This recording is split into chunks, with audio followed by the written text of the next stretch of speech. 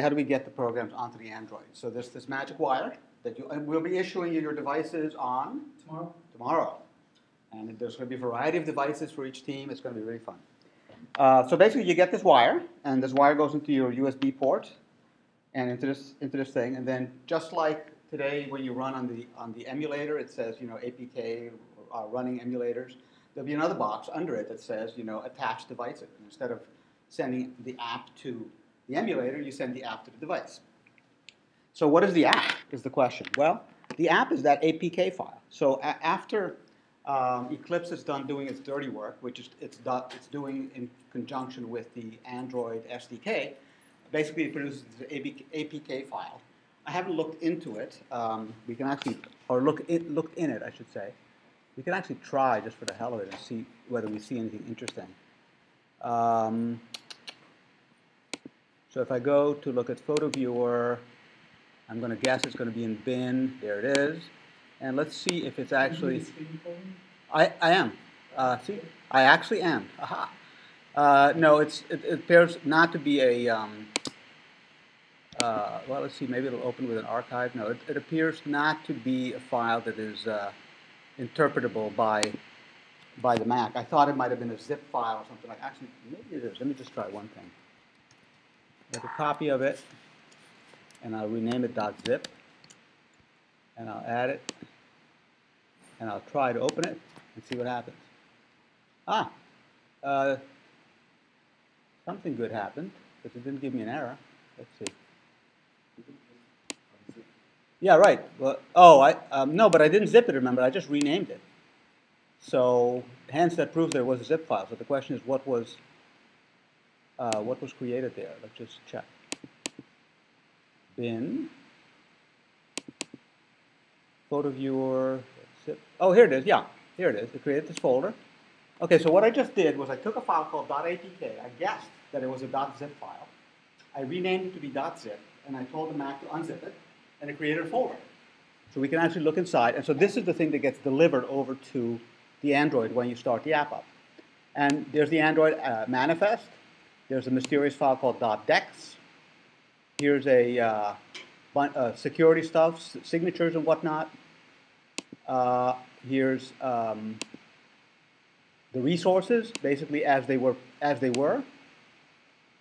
Here's a mysterious thing .arsc, which might be an archive of something, I don't know. But basically, you see this, looking on. Now, where's the jar? Classes.dex. This must be the compiled version of the application. So the interesting thing is that the Android, while we're programming in Java, is not using the standard Java compiler or the standard Java bytecodes. And so they came up with their own version of Java, like people have to do their own thing. Oh, and the abbreviations collection. Everybody knows this one, right? NIH, the NIH disease. Pardon? That is one interpretation, but that's not the one I mean. It stands for not invented here, which is the tendency that all programmers have, and those that don't have it will not admit it.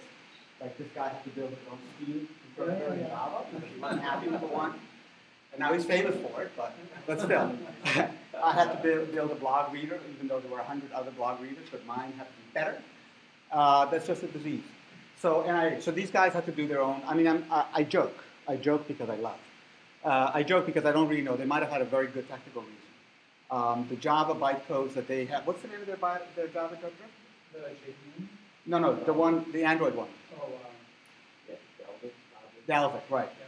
Supposedly was more friendly to memory management on Android and more friendly and create more compact code, et cetera, et cetera. But, they have created a bit of a problem for themselves because now they're off on this branch and have to constantly maintain. The beauty of the Java language and the Java VM is that it has been optimized so long and so much that it's incredibly, incredibly good. And so many new languages like Python and Ruby and languages even newer than those have versions where they compile their programs into Java bytecode so that they can just deploy it and run it on somebody else's runtime. Everybody kind of understands the idea of bytecodes and runtimes and things like that, right?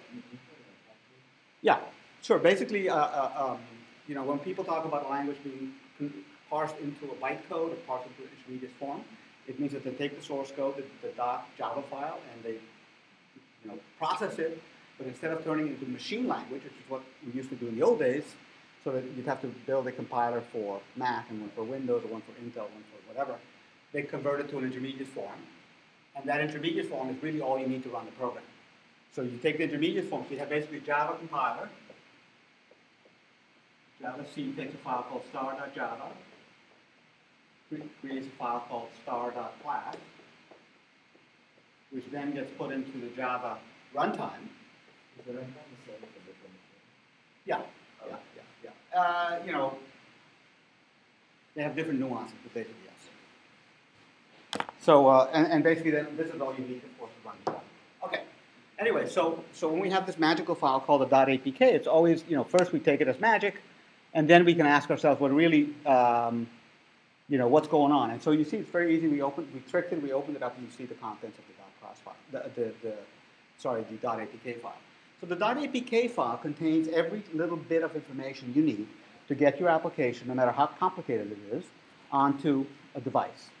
And having a format like that that's standardized is super convenient because, for example, you can put the .apk file in a store, and that's how people will sell and deploy their own Android applications. You can ensure that it's possible to test your application with numerous other devices without having to regenerate it for each one because you have a standardized format, .apk. That's why it's a really good idea. And it contains everything. But one of the problems, and this is inherent with loading software onto any computer, but it's especially significant when you're talking about smartphones, is that you might be able to load the APK on here, but there's no escaping that you have dependencies on what might be living on this device already, right? And so let me ask you guys, what kind of dependencies might there be? If I put an APK on this phone and run it, why are some of the reasons why it would not run? Yes? Maybe like ROM, SDK version, maybe it's running a version of Android software that can't run that. Right, that's one reason. Another reason? Anybody else other than our usual suspects? No other ideas? Come on. Think. I'm going to wait because it's very easy. Why might it not run? Come on. Okay. Oh, yes. Screen resolution? Yeah, for example. Yes. Would it fail to run? The screen resolution is wrong? It would just look weird. Well, maybe because when I was using my emulator, when I tried to run in portrait mode before I designed a portrait mode, Yep. it just threw an error. Right. Correct. That's a good one. Yep. Any other reason? Yes? Permission errors, maybe for some reason it was compiled with the right permission, so how Android, the multi-running system user, so the permissions weren't set correctly for compiling, and it wouldn't be able to run its own self. Right. Any other? Yes? Well, what if this requires a camera? Right. Exactly. It requires some device, camera, keyboard, any number of things. One other reason, is maybe, you might debate this one, but there's one more reason, which is there may be data formats, data stored on the device in a format that your app is expecting but is wrong. If I upgrade my next generation of, let's say just a phone book app, and the way the phone numbers I have on my phone were stored in, for example, did not accommodate last names or middle names, let's say, or maybe different character sets, then the new phone app might fail because it says, I don't know how to interpret this, I need to know the middle name. So data formats might also be wrong. One more reason. So anybody debate that one, or do you agree with that one? Okay, one other kind of data format that may be wrong. Anybody? Yeah. Yes. What about the storage size on the phone? Storage size. That's good actually because it's a combination of presence of, like this may not have any writable memory, but also it may have not enough. Yeah. You look like you're like Cox too. No. Anybody else? Okay, there's one more, which is maybe a little tricky, but we're going to have to confront it, which is assumption about the data formats over the wire. Over the wire is the expression. I use this lingo so you can get used to it. It's the data formats that is being sent and received by the phone to some counterparty. Most, in our case, a server that's running our application or a server that has a web service that we are relying on. You know, yesterday our server that kept track of our leaderboard did not know how to store and retrieve photos.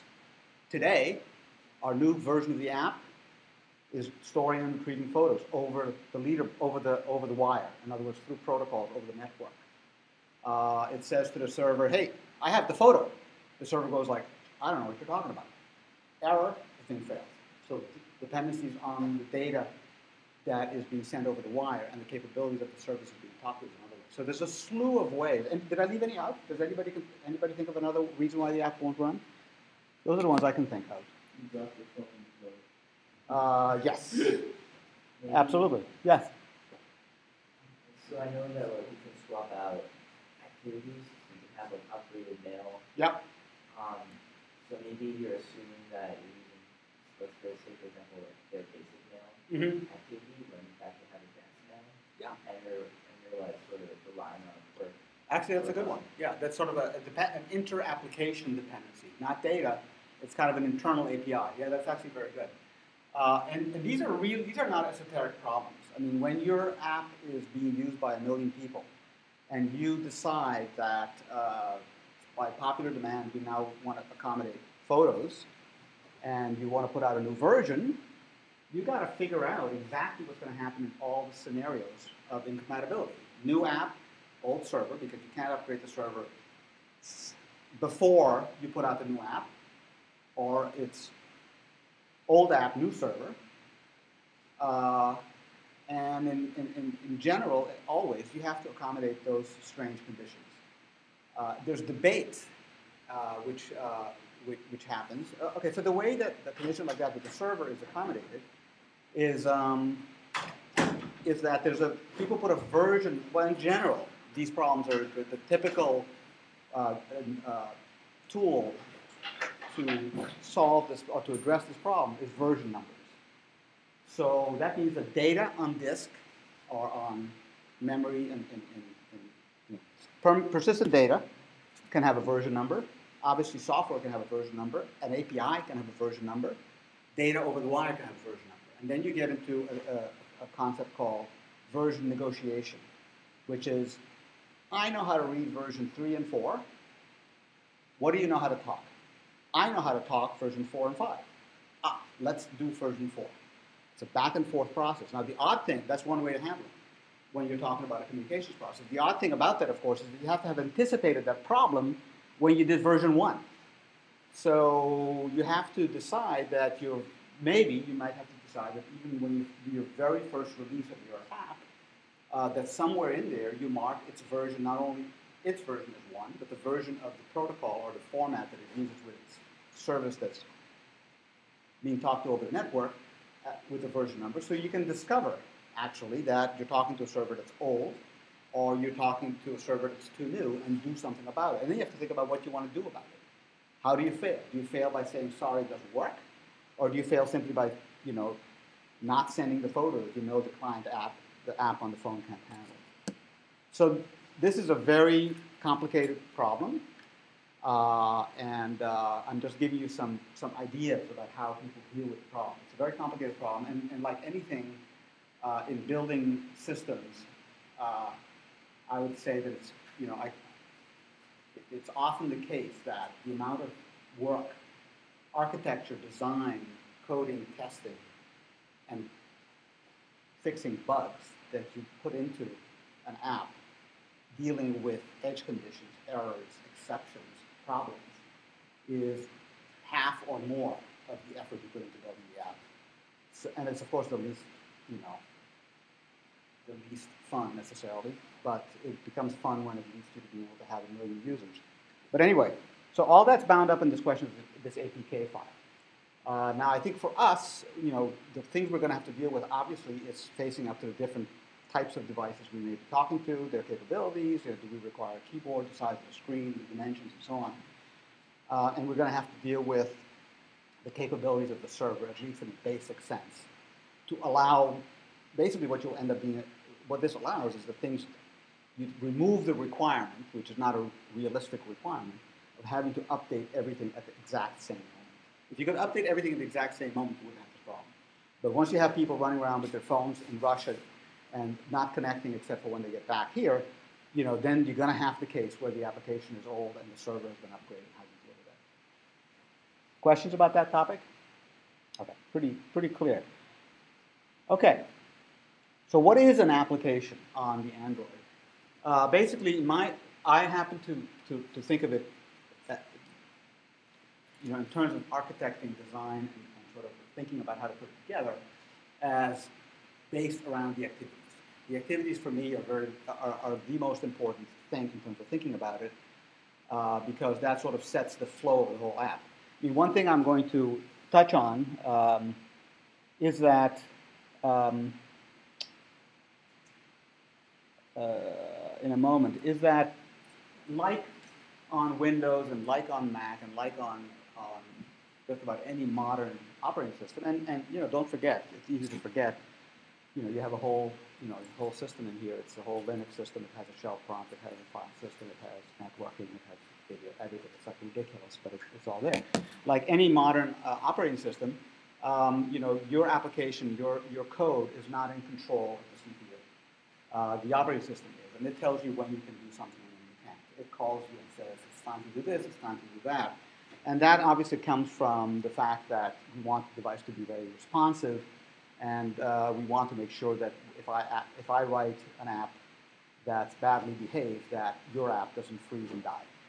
And so that's, so you don't have real control about moment-to-moment execution of code. You have to write your code to deal with whatever the OS says is going on and to deal with it. So you'll see this pattern, which I'll get into in a second a little bit more, of events-driven structured, event-driven classes throughout, not just on activities.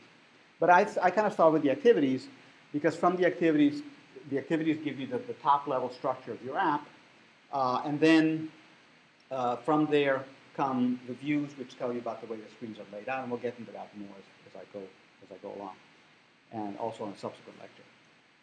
So I start with the activities because they really define the logic of the way the app looks to the user and the logic of the way the code is written. Okay, I just talked about versioning at length, so I will leave it here.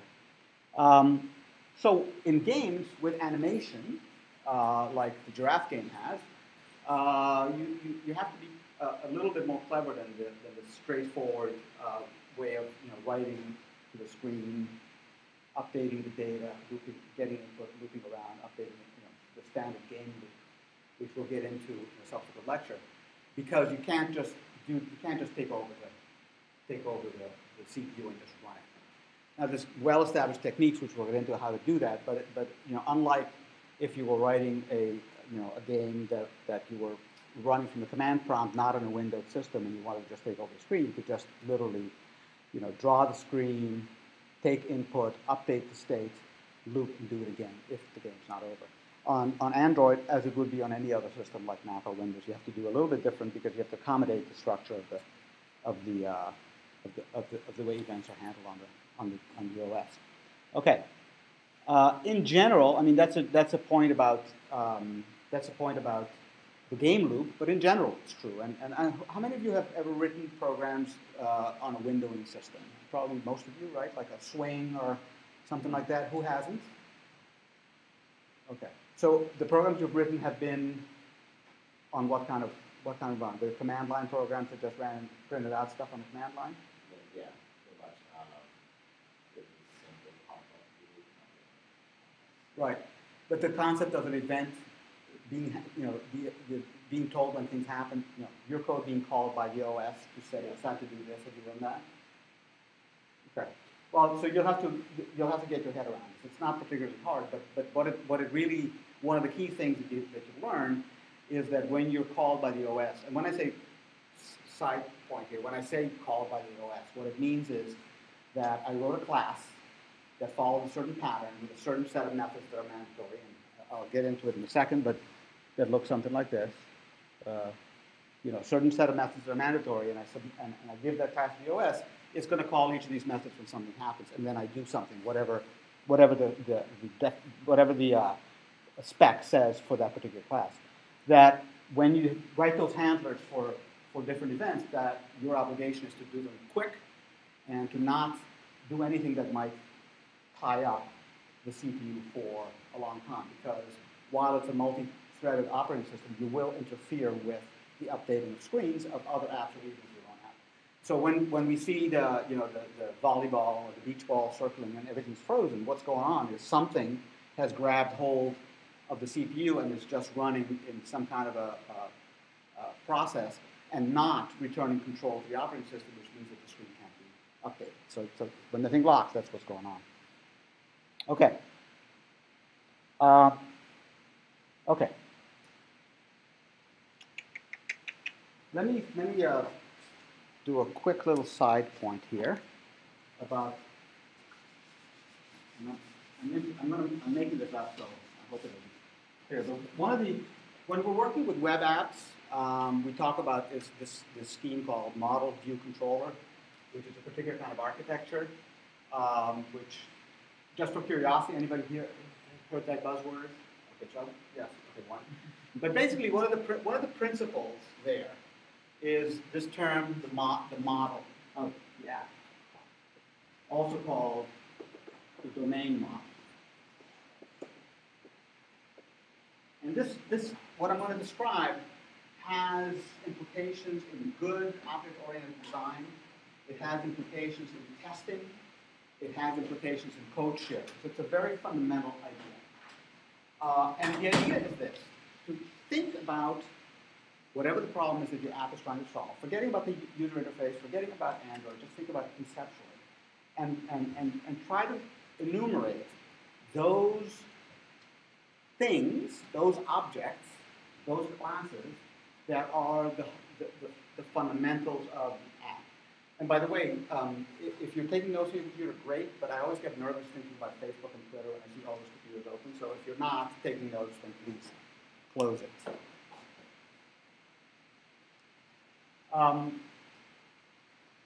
So let's take an example. Let's take the giraffe game as an example. So I would think about the giraffe game and ask myself, so what are the central objects, central classes, central things that I need to keep track of to build this app? So give me some ideas, guys. What are the things that are going to, yeah, it's so obvious, but somebody's got to put their hand up. Yes? The background. Okay. Okay, background, yeah. Anybody else? Come on, we're going to come up with 10. I'm going to identify 3 that are actually good ones. Background, yes. Call it out. Forget the hands. Giraffe, that's a good one, yeah. Zookeeper. Zookeeper. I didn't know there was a zookeeper. Okay. Who else? Anybody else? Enemies, yep. Platform. What's a platform? Like the floor. Oh, yeah, okay. So, platforms. Buttons. Pardon? Buttons. Buttons, yep. Anybody? Give me a couple more. Just make one. Does the giraffe itself have parts that are interesting, or is it just one that you add? Huh? The neck of the giraffe. Yeah. Is there any sound? Yep. Sound effects, okay. Inventory? Inventory? Yeah. What's an example of an inventory? Like when you get items. Huh? When you get like items or something, like power-ups, that has some way to keep track of it. Power-ups. The giraffe has it. Okay.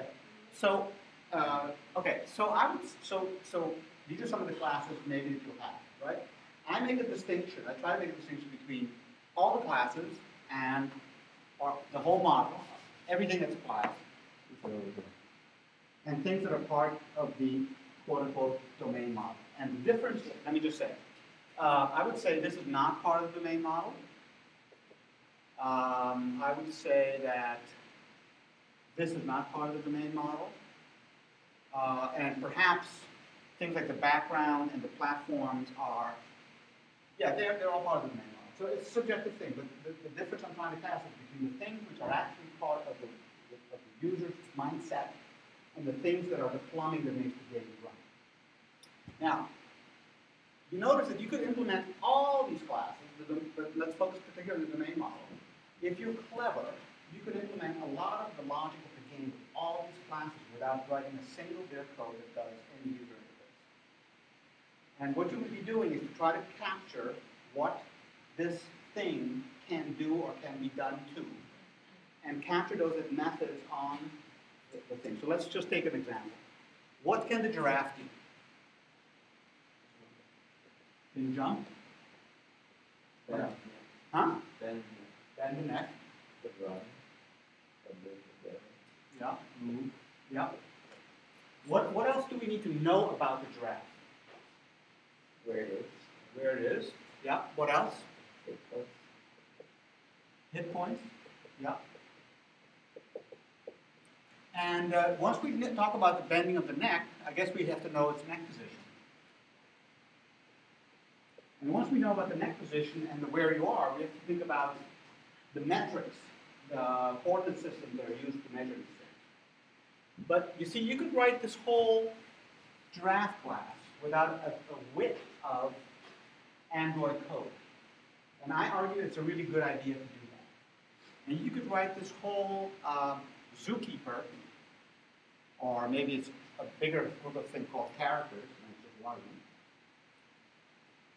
without writing a width of Android code. Does anybody not see how you could do that, or is it pretty clear how you could do that without writing any Android code? Pardon? It's clear. It's clear.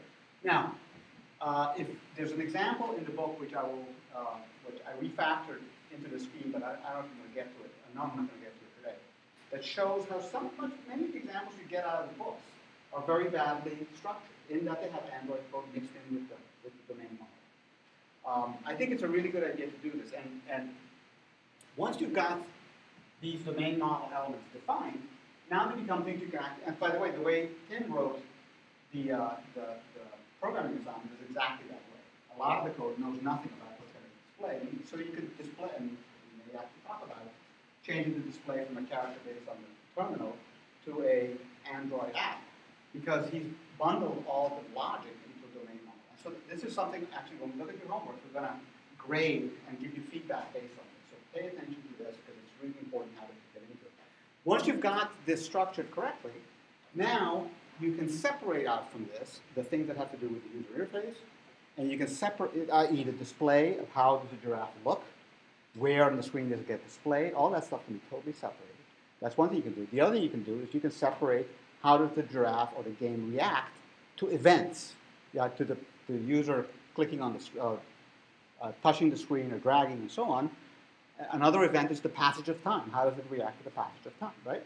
So, so think about this structure. And my mentioning of MVC, which I won't go into right now, I won't go into at all, is the corresponding structure that people use for building web applications, database web applications. In our case, we can make up I haven't seen the term for this, it's model. I mean, I suppose we could just say it's model view controller, but interpret it more literally vis-a-vis Android. The other thing that's really interesting, except for one problem, is that this exact structure would work to implement Giraffe on iPhone. Because obviously this code has nothing in it about Android, and so I could implement it on iPhone, except for one little problem. Right, except for that. Unfortunately, iPhone you program in Objective-C. What? You can make, yeah, exactly. You can make it. In fact, one of the game engines that I've looked at, and a game engine, which also we'll get to at a future conversation. A game engine is basically a library of code with lots and lots of primitives to help you make games more easily. And one of the game engine's claim to fame that I looked at is that you could actually write your game and run it on your computer without the emulator.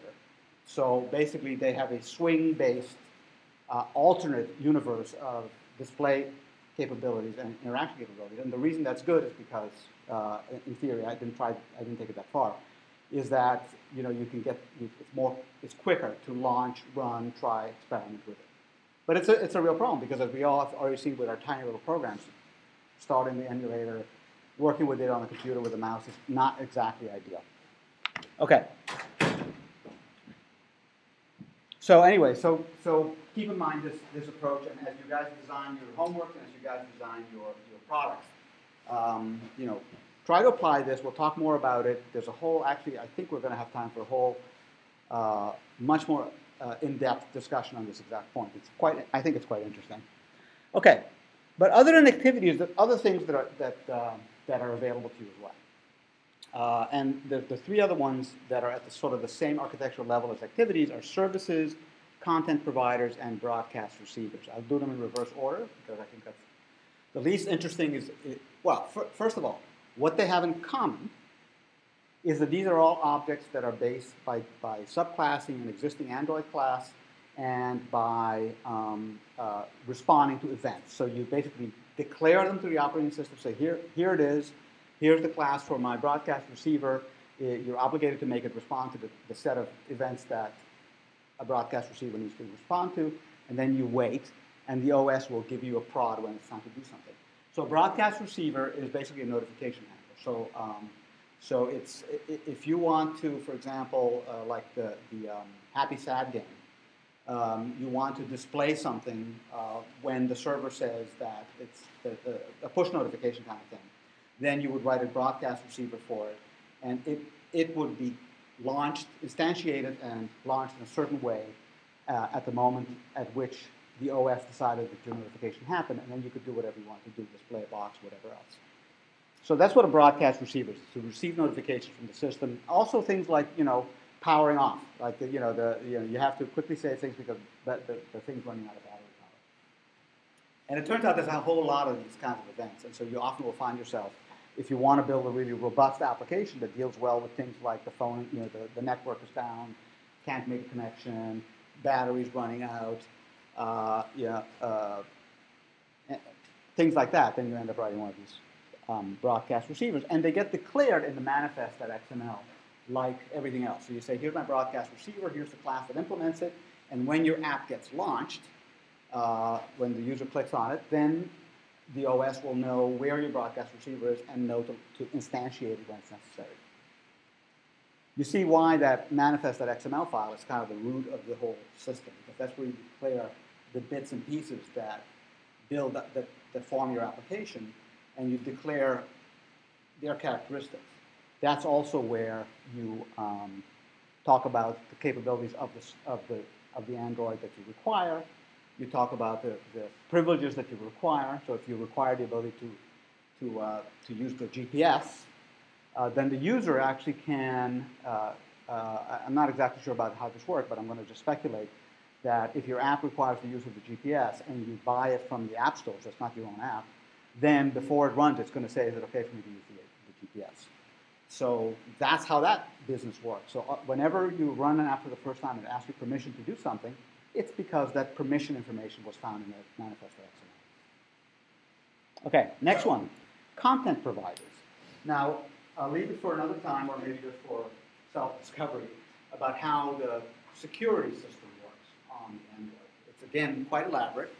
And you can imagine, I mean, just if you put yourself in the shoes of the people designing this platform, it's meant to be, it's open platform, open source, works on many different phones, used by all kinds of different peoples, different countries, different languages, different purposes, that you end up, whether you want to or not, needing a pretty complicated, elaborate system of security and protection to make sure that I can't write an app that's a virus or that's malware, that's stealing your passwords or stealing your phone numbers or making calls or sending emails or whatever else.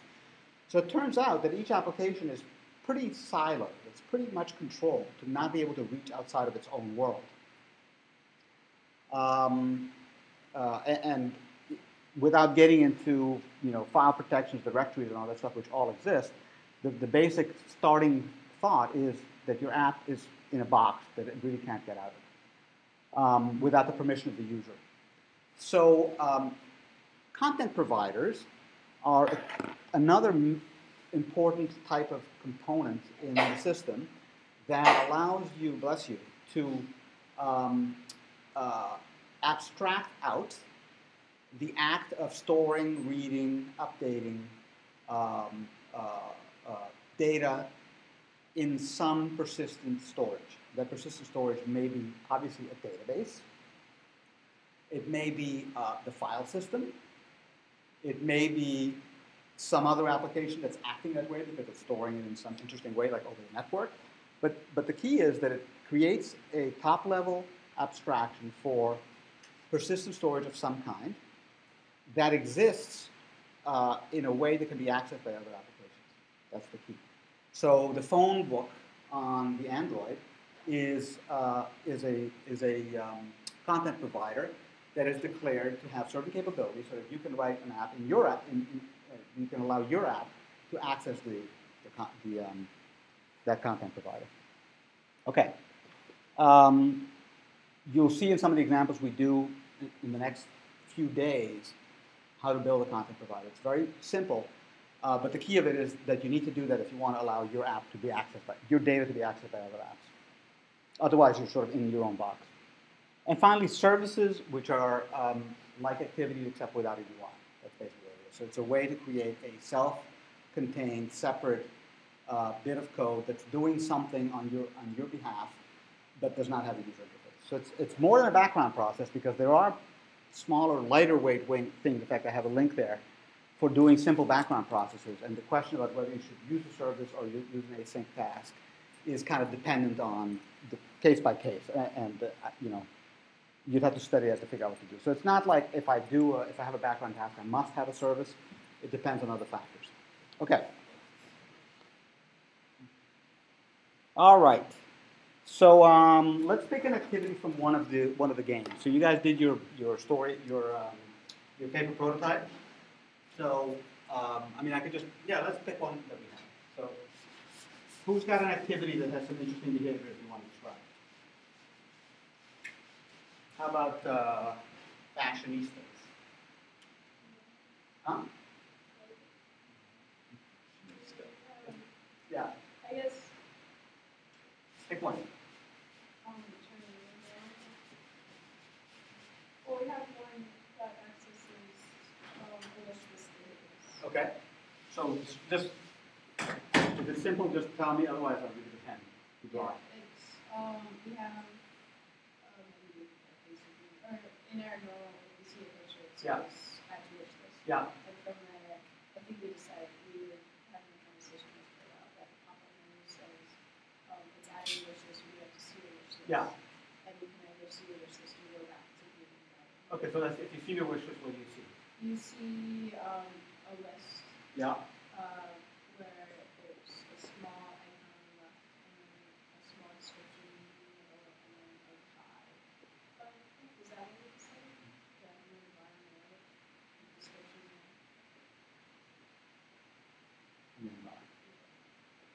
Okay. And then are there any other buttons? I think there's what was it? Go back to browsing. Pardon? This is for the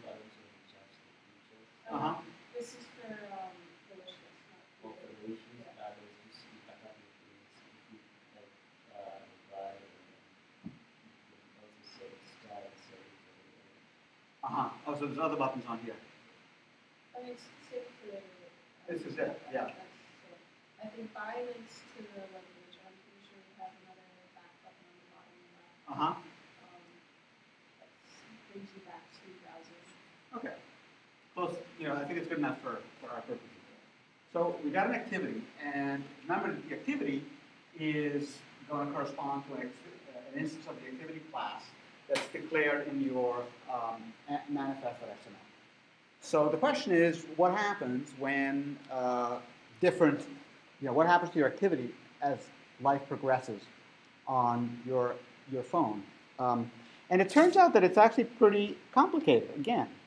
And the reason is that you'll see a lot of things in the architecture of the Android that are about dealing with the fact that it's a limited resource device.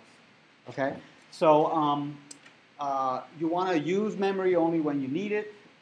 You want to be in a position to release memory if you don't have it anymore and it's not urgent to keep it. And all these things are, we know that these devices in the marketplace are measured by their battery life and their speed and their responsiveness. So you have a crappy phone if it's not giving you good battery life and it's not responsive and it doesn't stay up all the time. So this is a matter of great concern to people building these systems because they want to compete with the iPhone. The iPhone wants to compete with the Android. And so a huge amount of engineering and thought goes into this very, very, kind of like mechanical process that is kind of very complicated in the simple case. I mean, if you have a phone with a gigabyte of memory and you have one app on it that's Hello World, none of the stuff is needed. But if you have a busy app, it's needed very much.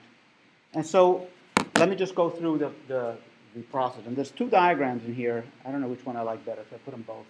But basically, and remember, we're not talking about an application. We're talking about an activity in an application. We talked yesterday, or whenever it was, about how activities can be used by different applications. So the boundaries between one and the other, and the fact that one application, even without dealing with other apps, has many activities, means that this procedure, or this, I think it's easier to see actually, applies to each activity. So as you push buttons on this and other activities come up, this same game is played over. But there's a question, when you first hit the icon in the launcher, what happens? Because remember, the icon in the launcher is supposed to launch the application. But as we'll learn in a few minutes, actually the icon in the application does not, the icon in the launcher does not correspond to the application, but corresponds to one particular specific activity in the application. And in fact, if you remember when I talked a day or two ago about intents, intents is a way to indicate one of the things that your app can do so that other apps can take advantage of that. One of the intents of your application is launch me. Okay? And the launch me intent points to a certain activity. And that activity is what you see when the launcher, which is defined the like thing, tells the application, I would like to do the activity called launch me. Okay, so it's very interesting how even something as commonplace as launching the app is actually totally embedded with this question of activities and intents. That's how you designate which activity is the one that ends up launching when you launch it. In fact, if we take a look, I move these things to the right, and it's going to take me forever to get used to it, but bear with me. But if we look at the Android manifest, as you recall, maybe, we see that there's an intent filter that says, pardon? I didn't hear what you said, but I think you said this. Yeah. That the activity called, rather that the Android app, the application, the main application has an intent filter which launches the launcher is the name of the intent, and the type is, well, one of these two, I'm getting mixed up. But basically, when you give this activity this intent, it's going to launch. Sorry, when you give this app this intent, it's going to launch this activity. So this is a very simple case. Okay.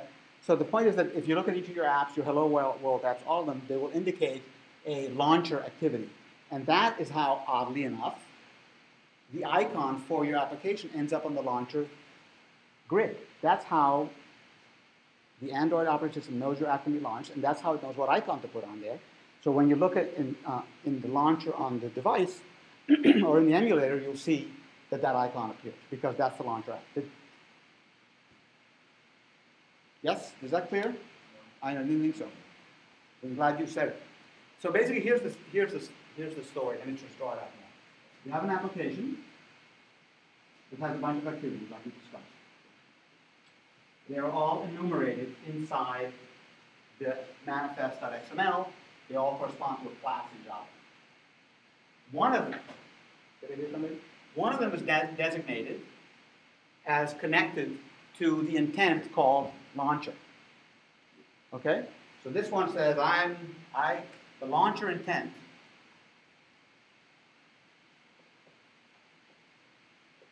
wants to invoke this activity. When you install this app on the Android, its icon should appear in the launcher, in the window with all the icons. What happens is that the launcher examines the app, locates the launcher intent, locates the icon that goes with it. That's the icon that ends up in the launcher window. And when you click on that launcher, this is the activity that gets run. Yes?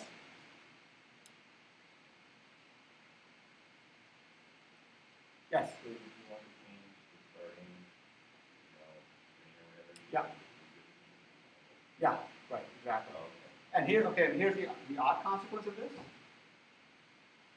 You can actually have multiple of these.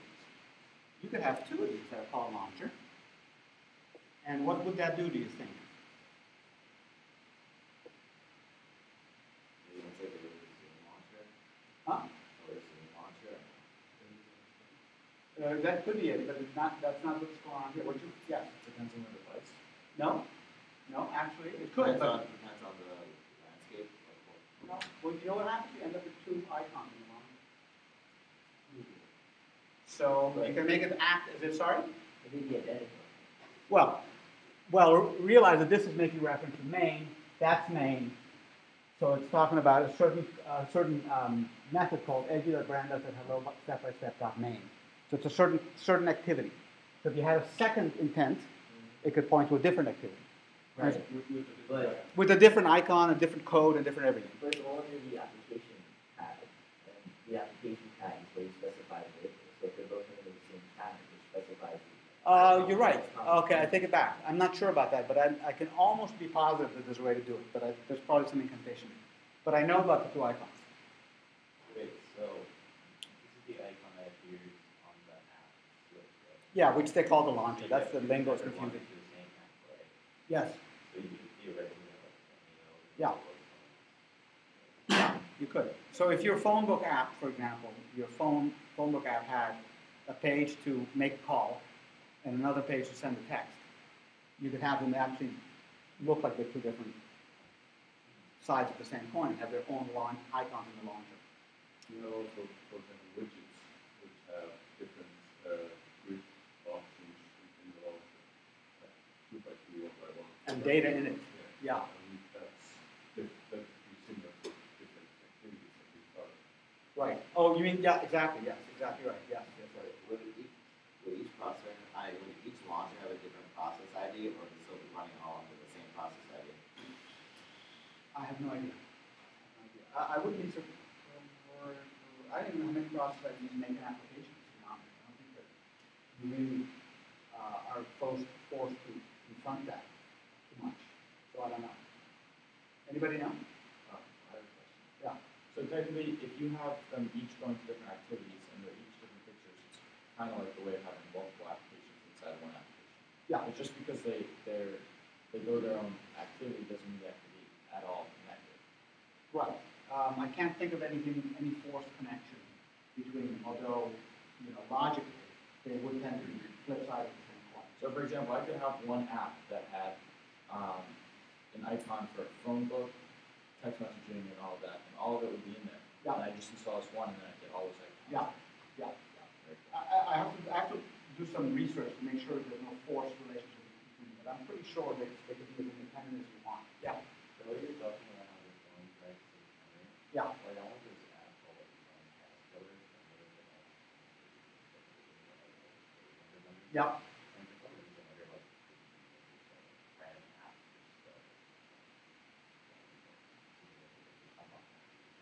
And the question, are they apps or are they, for example, services that are running periodically or something like that? could you trigger an app to turn on in the phone over time? Yes, and remember the term app is a little bit fishy, right? Because the boundaries between, I think all the activities are bundled together in an app, and the app is .apk you can install and you can buy. But beyond that, the app can include services. They can include the responders, the sort of notification responders, and all those things can be triggered to launch, based on time and based on other events. So the boundaries you draw around something being an app are kind of unclear, and because of this thing we were just talking about, to the user, probably it can be pretty confusing. If I bought one app and I got 10 icons. So this one hand is what's possible, what can be done, and the other one is what makes a good user experience. just to clarify something you said earlier. Yeah. Perhaps I misunderstood. When you said those apps are inside specific containers, and those containers box one out separately. Right.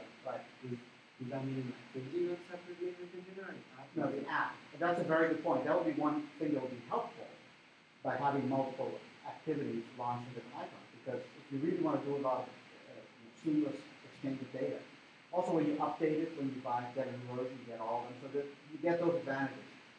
So that's a very good point, actually. So it's not each activity, it's each app. Okay?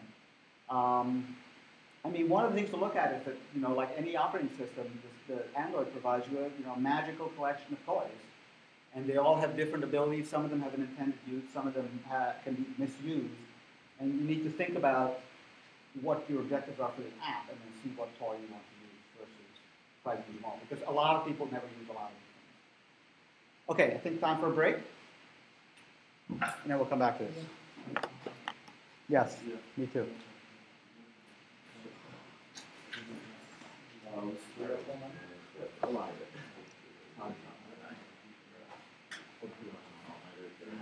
What were you doing? Surprisingly, the book, we all went through each line of code and really tried to understand it all. Yeah. It was really good. Just a lot. So, into that. Sunday night? How better than 5 minutes? Exactly. We 3 times, That's great. And we made an entire GUI that we also uploaded to the product. Oh, And great. we all made we all made like an individual one, so we went through and we collaborated and chose what we liked, what didn't work, Oh, so you actually can do green. Took a while. Oh, that's great. So what do you think? Yeah, I'm really happy with it. And we came up with a sprint that's manageable for this week. Yeah, absolutely. We'll do that after the talk. One of the talk and then we'll probably have everybody actually talk about I mean, I actually have a question about delivering the design host for each individual. Do you make a blog of those, or do you make Google Docs, or? I have a Google Doc and share it over. well, in your homework log, So homework logs, you should have links to all your work. Exactly, yes. But only one copy. Don't make two copies. Yeah. Okay. On the side, I see.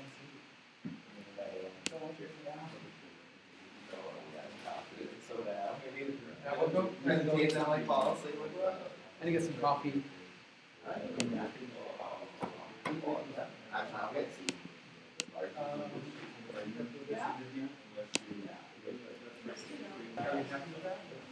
Okay. So, how did it go with the? I went well. I know we got through it in 1 day. Yeah. The problem is it was also Friday, so. But we had a good that You guys, everybody we could read on what yeah. maybe what that would look like and all Yeah, that. we what happened is we started designing separately and then we came together. But it ended up happening is our designs were almost exactly alike. So it was, and then we're like, oh, we like that, let's do that. Cool, great. So it was really nice. And then what was the other thing? We just realized we found that there's already an app online that does this. Oh, really? Yeah, but I was researching it and 2 things that they do that, or 2 things that are really complicated about it, is that it only does it on 1,000% Oh. and the second thing is they just use Yeah, the that's why I was so like, they have to wind down you're those also ones, much they more have to do other things, and that's just- So, and I don't think we discussed what we're gonna get done by the end. We have a little bit on just to decide how we're gonna. I think what's most important is the database and the Spring, and like just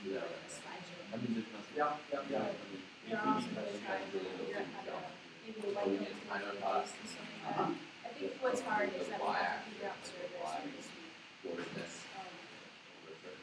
Maybe it has a small background in SQL. I was trying to teach myself SQL a little bit. The timer. Yeah.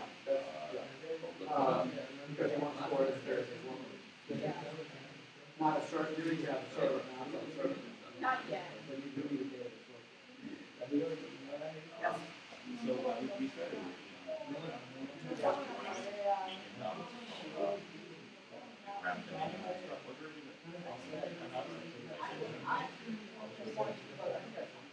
I had nothing to follow.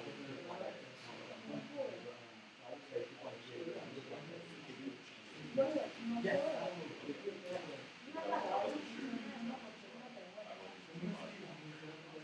No, it has no long-term consequences. I think the difference is between two points.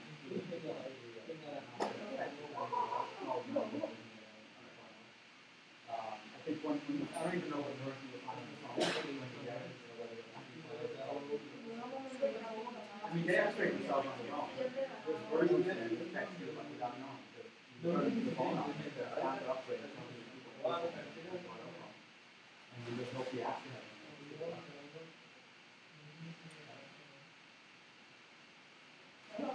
So data, so you think a database is more stuff local.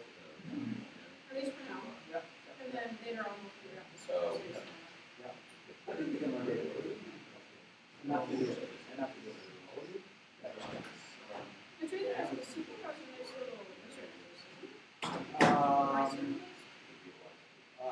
mean, I think that all the databases have multiple interfaces.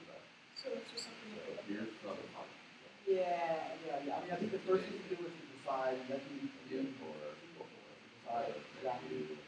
Basically, the basic SQL is the data, multiple data. So what are the columns, what are the tables? If you can have that, then I think it's not so hard. With a few hours of hacking. Here's another like interaction like now. So what I would do is look for examples of that basic data.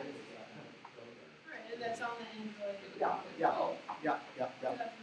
Yeah, we were also trying to design a logo. I have to ice the logos. Yeah, there's so many. I think that's our hardest discussion right now. See, that to me is a bad sign.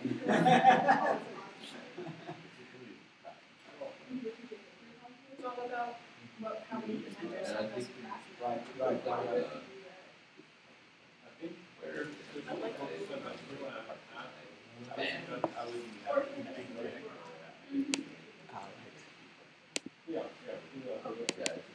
And it's also a lot easier. I mean, build the app and pull from you.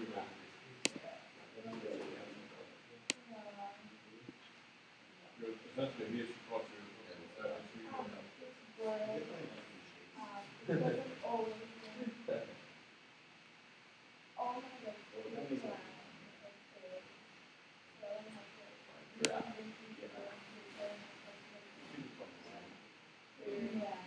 Yeah, also because the page actually.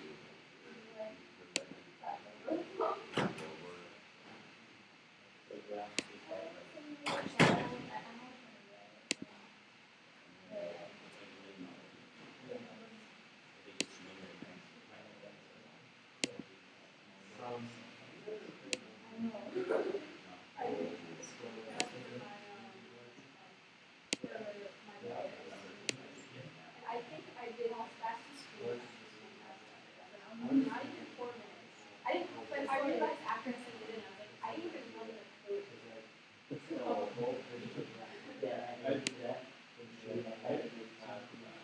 Yeah, and I added second. Just a second. Like, oh, this is how you run it. I'm like, it was really fast. I was like, this is this. You read this pretty beautiful. So, I don't know, I find. then we don't really care about Screencapture code. You can help you read it. It's more of learning the code. Actually, when you go to high def, I can read the code. Yeah, it's pretty remarkable. I mean, running the code and talking about the code is not